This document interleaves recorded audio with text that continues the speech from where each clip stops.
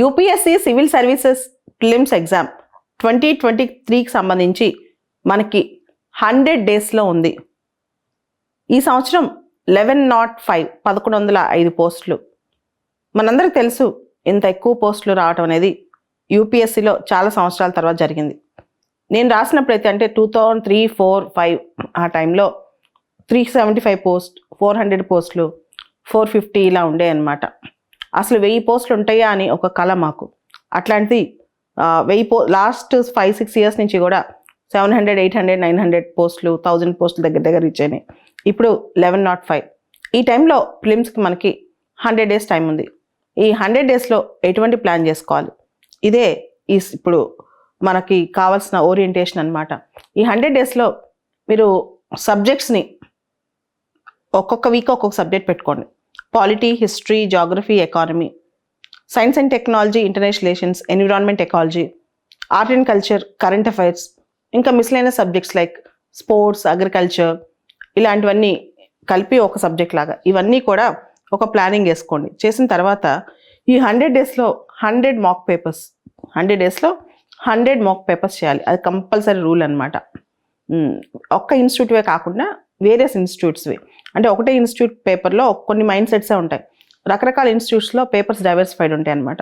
Everyday 2 hours question paper ఒకటి solve చేయటం, 2 hours దాన్ని అనలైజ్ చేసుకోవటం, ఎవ్రీడే ఒక 8 to 9 అవర్స్ మినిమం జరిగిన సబ్జెక్ట్స్ అన్ని రివిజన్ చేసుకోవటం. ఇట్లా ప్లాన్ ప్రకారం వెళ్తే కనుక ప్రిలిమ్స్ ఈజీ అయిపోతుంది. రెండోది, ప్రిలిమ్స్లో మనల్ని ఎక్కువగా ఇబ్బంది పెట్టేది నెగిటివ్ మార్కింగ్.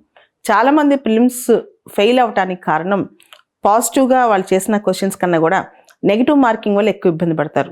దాని మీద ఎక్కువ మనం వర్కౌట్ చేసుకోవాలి.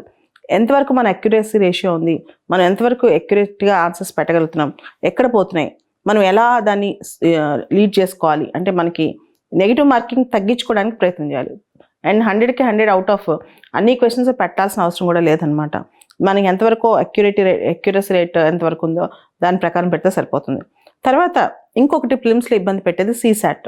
బీటెక్ చదివిన వాళ్ళైనా పెద్ద వాళ్ళైనా ఎవరైనా సరే ఈ మధ్య బాగా భయపడుతుంది యాప్టిట్యూడ్ పేపర్కి అనమాట. సో దానికి సంబంధించి మినిమం క్వాలిఫైయింగ్ మార్కే ఉన్నా సరే చాలామంది దానిలో ఫెయిల్ అవుతున్నారు. దానికి కారణం ప్రాక్టీస్ చేయకపోవటమే.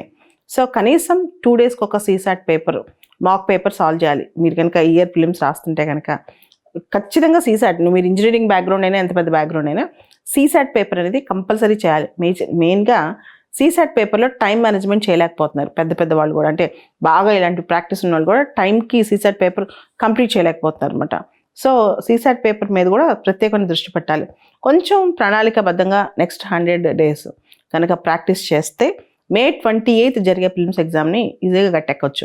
ఎందుకంటే 1105 పోస్టులు ఉన్నాయి కాబట్టి. సో ఇంకా మెయిన్స్ ప్రిపరేషన్ అవన్నీ పక్కన పెట్టి, ఎందుకంటే 100 డేస్ ఉన్నాయి కాబట్టి మెయిన్స్ ప్రిపరేషన్ అనేది ఇప్పుడు అవసరం లేదు.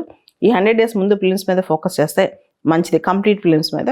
దాంతోపాటు మీరు సీసాట్ పేపర్ని అసలు వదలకండి. అండ్ మాక్ పేపర్ రాసేటప్పుడు కూడా ఎగ్జామ్ టైం ప్రకారం రాయండి. ఉదాహరణకి మనకి ఎగ్జామ్ సెంటర్లో ఏ టైంకి అయితే కూర్చుంటాము, ఏ టైంకి అయితే ఎగ్జామ్ స్టార్ట్ చేస్తాము. ఇప్పుడు 9:30 to 12:30, 9:30 to 11:30 ఎగ్జామ్, 6 అంటే 60 + 60 120 మినిట్స్ ఎగ్జామ్ అనుకోండి. ఆ 120 మినిట్స్ అదే టైంలో కూర్చుని మీరు ప్రాక్టీస్ చేయడం వల్ల ఉపయోగం ఉంటుంది. దాంతోపాటు OMR షీట్ బబ్లింగ్ అని ఇవన్నీ ప్రాక్టీస్ చేయడం కూడా మంచిది అనమాట.